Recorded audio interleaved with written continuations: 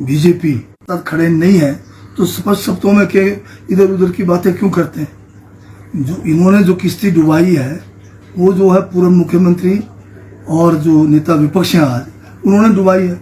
ये double engine की सरकार थी और जो है इन्होंने कर्ज लेकर घी पीते रहे। इन्होंने जो है एम्प्लॉयज का जो 10,000 का जो एरियर्स थे वो नहीं दिया।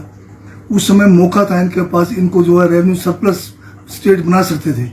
इनको जो है जीएसटी का कंपनसेशन मिल रहा था, जो रेवेन्यू डेफिसिट ग्रांट है वो भी इनको पूरा मिला और सारी बातें इनके के फेवर में रहते हुए और उस समय डबल इंजन का लाभ ना उठा पाए और इनकी नालायकी के कारण हिमाचल पे 75,000 करोड़ का कर्जा छोड़ गए और हिमाचल को कंगाल करके चले गए और आज ये झूठ पे झूठ बोले जा रहे हैं। अब आज हिमाचल को आरडीजी जो है ये कोई हम खैरियत नहीं है, ये हम हमारे जो है संघीय ढांचे में हर राज्य जिसका भी डेफिसिट फाइनेंसिंग है उसका जो गैप फिल करने के लिए संविधान में प्रावधान किया है। ये कोई मोदी जी या कोई जो है नेता प्रतिपक्ष या बीजेपी के उसके ऊपर मेहरबानी पे नहीं है, ये संवैधानिक एक व्यवस्था है कि हमारे जैसे स्टेट जिनका रेवेन्यू डेफिसिट होता है गैप फंडिंग के लिए ये आर्टिकल 275 बनाया, क्लियर शब्दों में कहा गया, उसमें वर्ड भी लिखा हो गया कि शाल और किस स्टेट को कितना देना है, वो भी हर स्टेट को एक जैसा देने का नहीं है। हमारी जो मौके के हिसाब से जो हमारी कमियां हैं उसको पूरा करना केंद्र की जिम्मेदारी है, क्योंकि हिमाचल प्रदेश भी केंद्र का एक अभिन्न अंग है। अगर बीजेपी वाले ये तो बताएं या तो हिमाचल जो है केंद्र का अंग नहीं है, कोई हम खैरियत नहीं मांग रहे, संवैधानिक व्यवस्था के तहत जिसके तहत हम सब एकजुट हैं उसके तहत हम मांग रहे और उसमें ये बीजेपी वाले हमारा साथ नहीं दे रहे हैं। तो ये अब शब्द अगर मैं यूज करूं तो फिर इनको बहुत ज़्यादा मिर्ची लग जाएगी। आप समझ गए होंगे मैं कौन सी शब्द के प्रयोग कर रहा हूँ।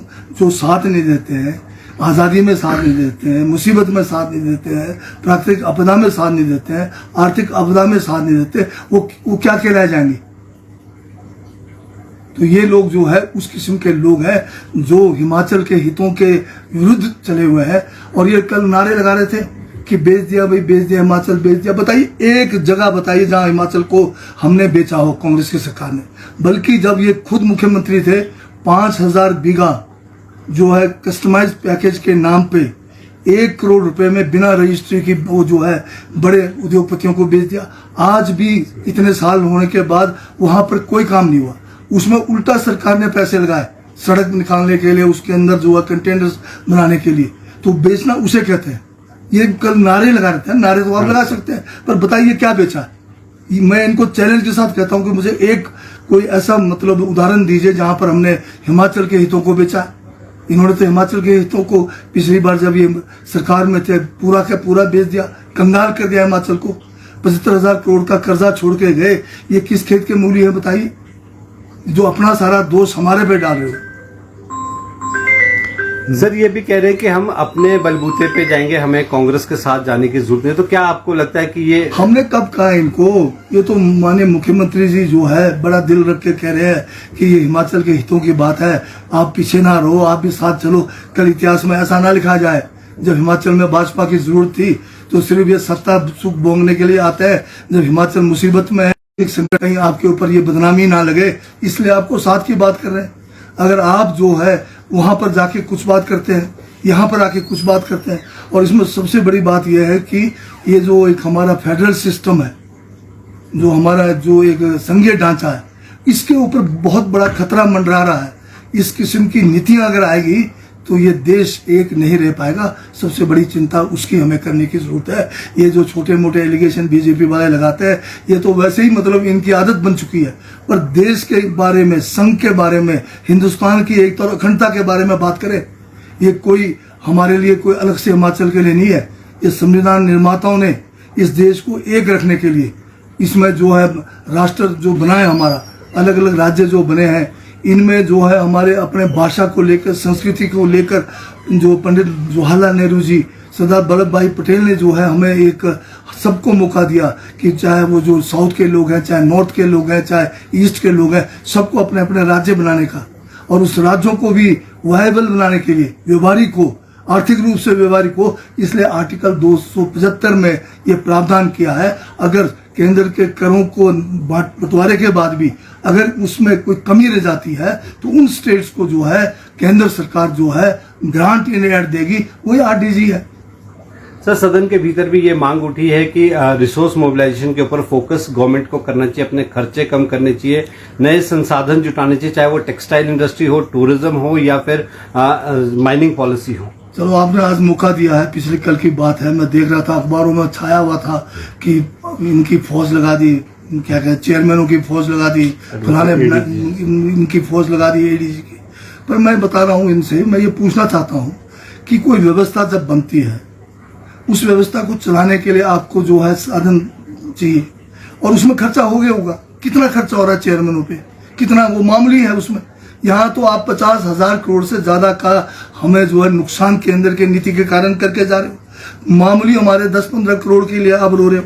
तब तो मैं समझता हूँ कि नेता प्रतिपक्ष को, जो एक बतौर पूर्व मुख्यमंत्री बहुत बड़ा आमला साथ रखा हुआ है, 2-2, 3-3 गाड़ियां सरकारी रखी हुई है, नई गाड़ियां, फिर उनको जो है मिनिस्ट्रियल जो है रेजिडेंस मिला हुआ है, ये सारे बेकार हैं। पूर्व, आप तो पूर्व हो गए तो छोड़ दीजिए आप। अगर इतने आप इसकी बात करते हैं तो फिर तो आपको भी जो है उदाहरण दे दीजिए आप, पूर्व मुख्यमंत्री के रूप में आप कुछ चुना लें बतौर एलओपी। आपको जो मिलना चाहिए, जैसे आपने हमारे एलओपी को दिया था, ना तो बंगला दिया, ना आपने गाड़ी भी ढंग की नहीं दी, तो एक गाड़ी लेके रहो, आप उदाहरण सेट करो, हम लोग भी उदाहरण सेट कर लेंगे। सर, राज्यसभा का भी चुनाव होने जा रहा है और लगातार विपक्ष भी ये कह रहा है कि अगर कांग्रेस बाहर से किसी प्रत्याशी को यहाँ नहीं लाती है तो हम अपना कैंडिडेट नहीं देंगे, अगर बाहर से कोई आता है तो जिस तरह से कौन कह रही है? बीजेपी हमारी पार्टी के अंदर क्या करना, हम बीजेपी से पूछेंगे। आप अपनी बात करो, 5-5 गुटों में बटे हुए हो, आप एक दूसरे को जो है मुंह से देखते नहीं, आप एक दूसरे को सामने बैठकर जो है एक दूसरे के सामने बैठने में कतराते हो। अगर आप यहाँ कहीं इनके जो दिल्ली से कोई आ जाए तो इनका रवैया और हो जाता है।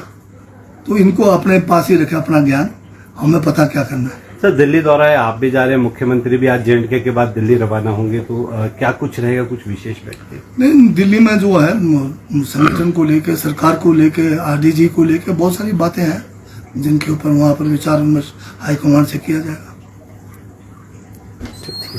दुनिया में हर तरह के लोग हैं, पर हम वो हैं जिनकी नस नस ऑन है, जिनसे ये जहां ऑन है। तो आ अपनी एनर्जी फैला, सेल्फ बिलीफ का बैकअप बना, सोच की पावर से सपनों की फ्लडलाइट जला, बिजली की स्पीड से खुद को आजमा, सूरज को जरा पास बुला, spread the light bro, darkness को हरा।